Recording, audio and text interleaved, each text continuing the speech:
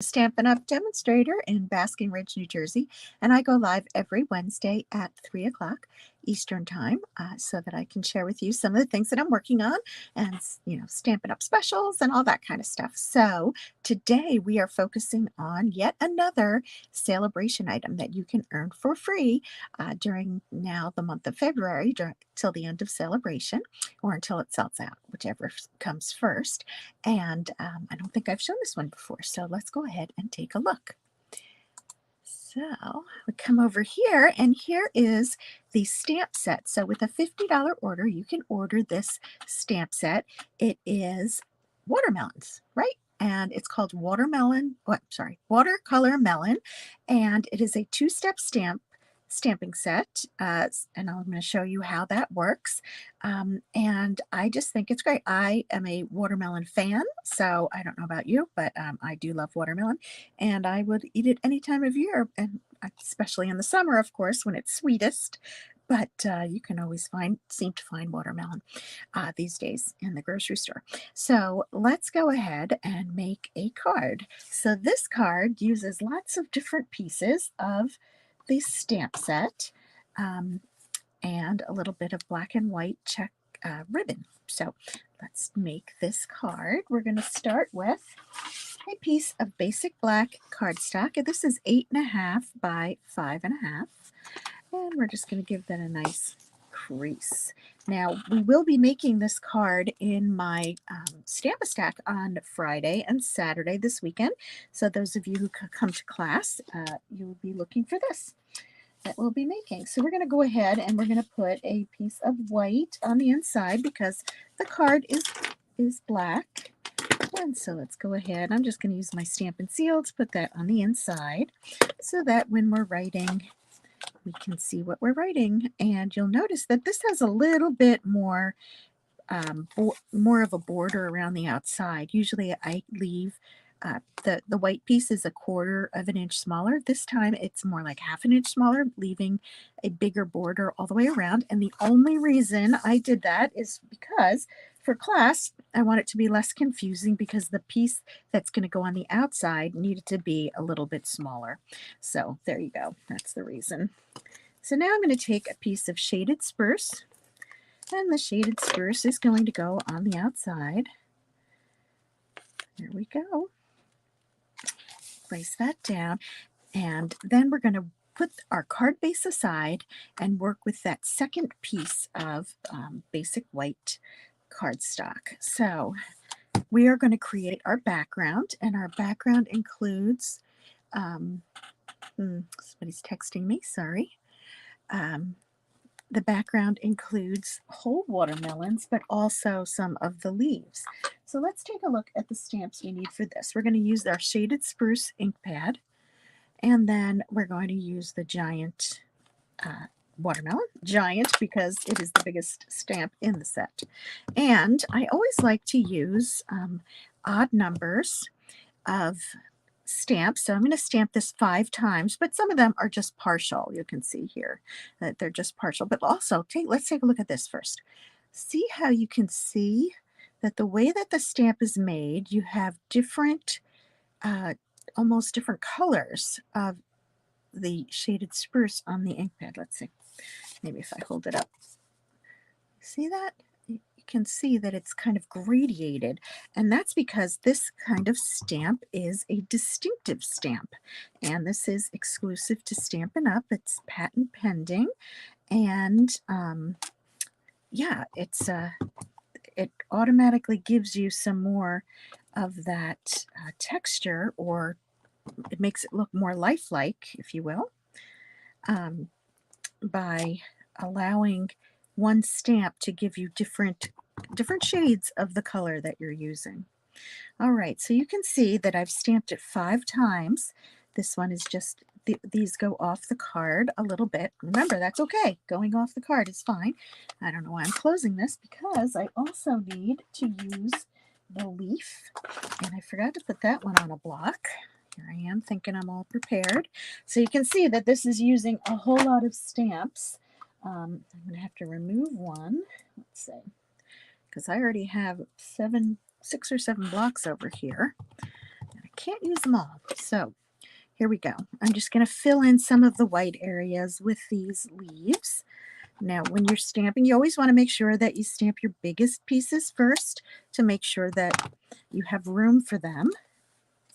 And then you can always go back and fill in spots where maybe, you want white space is good to have to allow the eye to rest as it moves around the card, but too much white space can be a little much. So there we go. So we have our little background made, and we're going to go ahead and adhere this.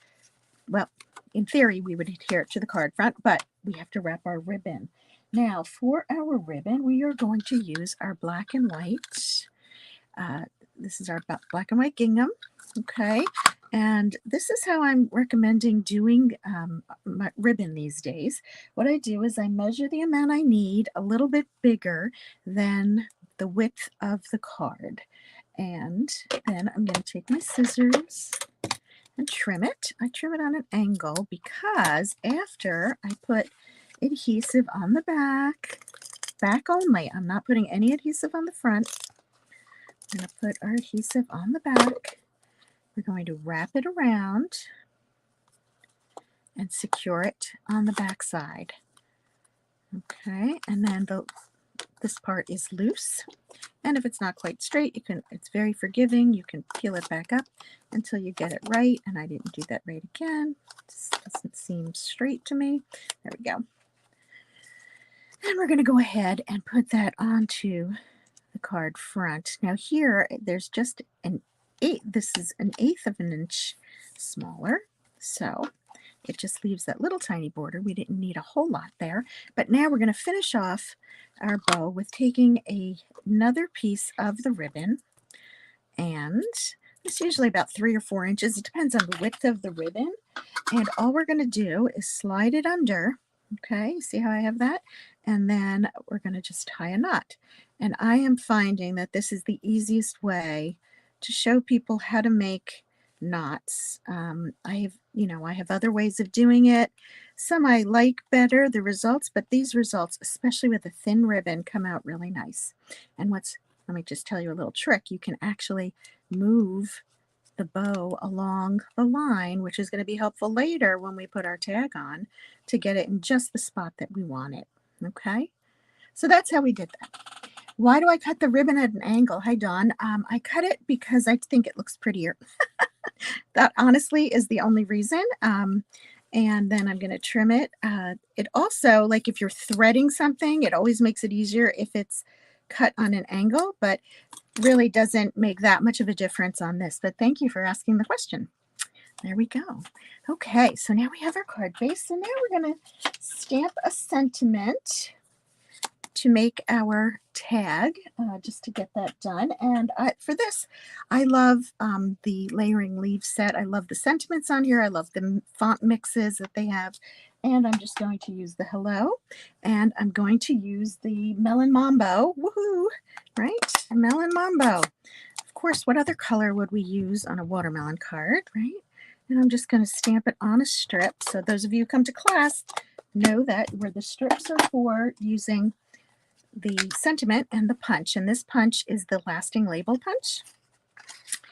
And I'm just going to line it up, get it in the center, and punch it out. And here we go. Okay. So now that we have all our pieces, let's go ahead and we'll make our watermelons, which really is the highlight of this stamp set. So we have a piece of cardstock here so that it allows us to stamp as many of our watermelons as we'd like. And I have to go back and get my leaf off. And so we are going to use a bunch of different stamps. So the first is, I like to stamp the bigger part first. So in this case, I'm going to stamp the pink. So on my sample card, sample card shows that I have 3 pieces of watermelon. 2 are half slices and 1 is a triangular slice. So that being said, I'm going to stamp 2 half slices, and you can see that these are also distinctive. They give different layers of color. And then I'm going to stamp, I might be able to re-ink this ink pad. I might have to do that before class, but you can see that is how I'm getting that down there. So I stamped all 3, and now I'm going to stamp the rind of the watermelon. So this longer one goes with this, with the triangle piece, and I tend to find it easier to work with it upside down, and you'll see, because we can see through it, you can see we have our rind there. And then for the other rind, where's my other rind? Where did it go? I'm going to have to take that out too. Whoops, wrong stamp set. Too many stamp sets flying around here. There we go. So for these, we need to have the half, the rind that's the half. So like that. And so I'm just going to replace the one we just used and put this one on. Okay. And again, I'm going to turn it upside down because for me, I feel like I can see it better, but you may find that working it straight up and down is fine too. And here we go. So look how easy that is though, right? And it's so kind of realistic looking, right? Or it looks like it's painted. And then, of course, if you're dealing with watermelon, even seedless watermelon has some little seeds in it. They're usually white, but we're going to use some black seeds. Now, this stamp has a set of 3 seeds on it, on this particular stamp, but there's also one that is single stamps, single seeds. You can see, I'm just kind of getting them around. Now, of course, I do like to eat my watermelon without seeds, but this looks kind of realistic to me. I think that's enough. All right, now, if you have the modern label punch, I think it's called, you could use it to cut out a whole watermelon, or you could cut out half. Unfortunately, I don't have that punch. It's been on my list, and I did not get it. And when I went to get it this time, it is out of stock until April. So it does kind of look like a face. Yeah, I guess you could make a face out of that. All right. So I'm just going to fussy cut them, and really fussy cutting them is quite easy. If you remember my tip from the last time, because I know I've told you I've been doing a lot of fussy cutting. You're turning the paper, not the scissors. So you see my hand is staying in one place. My right hand that's holding the scissors is staying in one place. And I just turn the paper, and that makes it a smoother edge. And I'll have these cut out in a jiff. Now, I could have done this beforehand, but I wanted to show you how fast and easy it really is to cut these out, especially for those of you coming to class. You'll know that it won't take much time at all to get these cut out, fussy cut. So when you come to class, you get to make 2 of each card. So you would be stamping and cutting twice as many of these. But even then, it does not take long. All right, so here we go, almost done. Fussy cutting seems to be a big trend these days. Here we go, we have our watermelons.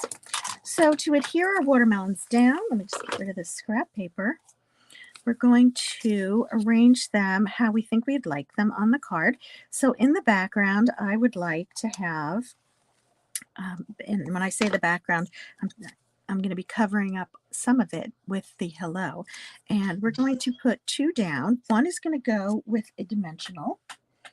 And I'm just going to use 1 dimensional on the back side. And this is on the bigger one, the bigger piece of watermelon.